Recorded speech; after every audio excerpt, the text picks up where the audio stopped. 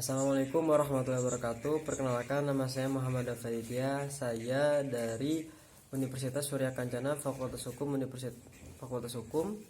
Universitas Surya Kencana. Saya di sini akan mereview jurnal yang juga telah ditugaskan oleh dosen pengampu saya, Profesor Dr. Haji Nuraini, SHMH, dan juga asisten dosennya Dr. Randy Ariyadihi, SMH.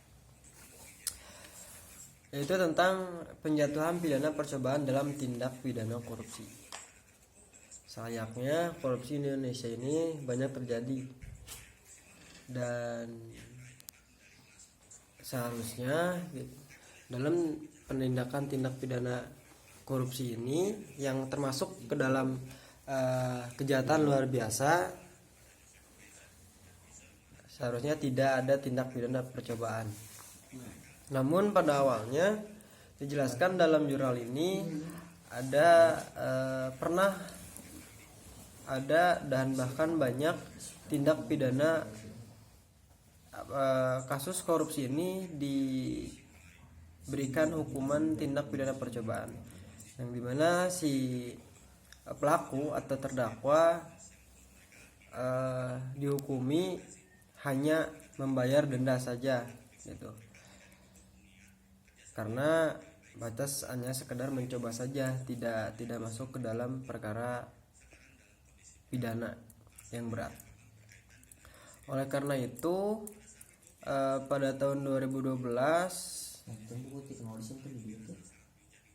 Joko Sarwoko selaku Ketua Muda Kamar Pidana Mahkamah Agung pada Mahkamah Agung Rakyat Republik Indonesia melakukan rapat pleno dengan para hakim pidana khusus dan pidana umum, termasuk hakim ad hoc, dan dalam rapat tersebut telah dibuat kesepakatan bahwa setelah ini tidak ada lagi putusan berupa pidana percobaan dalam tindak pidana korupsi, dan tidak ada lagi putusan di bawah ancaman minimal dalam tindak pidana korupsi.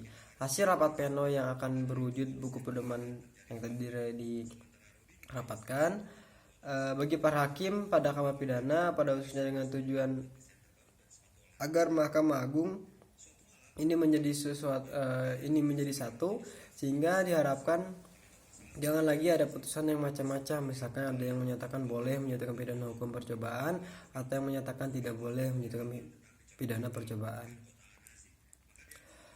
Lalu kemudian dalam pertimbangan hakim dalam menyatakan pidana percobaan terhadap pelaku tindak pidana korupsi yang ditulis dalam jurnal ini, sebelumnya pos pembuatan putusan oleh hakim di pengadilan terutama dalam perkara pidana merupakan suatu proses yang kompleks dan sulit dilakukan, sehingga memerlukan pelatihan, pengalaman, dan kebijaksanaan.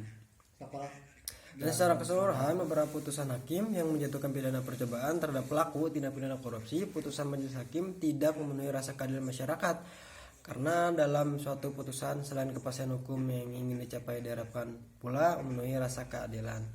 Keadilan yang dimaksud bukan hanya bagi si terdakwa, tapi juga bagi masyarakat. Terlebih lagi masyarakat menganggap bahwa korupsi merupakan suatu perbuatan yang tercela di mata masyarakat dan menimbulkan kerugian bagi banyak pihak yang sudah sepantasnya diberikan hukuman yang seberat-beratnya. Lalu kemudian ada kesimpulan daripada penulis jurnal ini. Yang pertama, penjatuhan pidana percobaan dalam kasus korupsi telah kontroversial dan terkesan ada upaya menerobos hukum yang dilakukan oleh hakim pengadilan.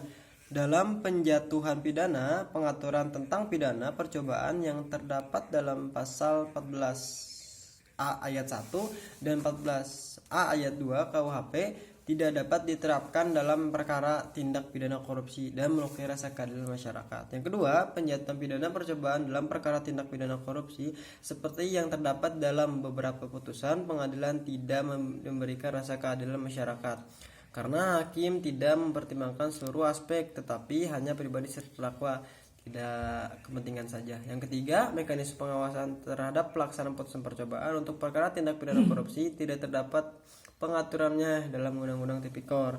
Mengenai mekanisme pengawasan selama ini hanya dikembalikan kepada ketentuan umum. Itu gitu.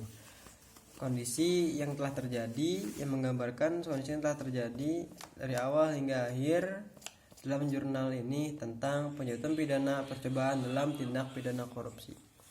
Mungkin sekian yang bisa saya sampaikan. Kurang lebihnya mohon dimaafkan. Billahi taufiq wal hidayah. Wassalamualaikum warahmatullahi wabarakatuh.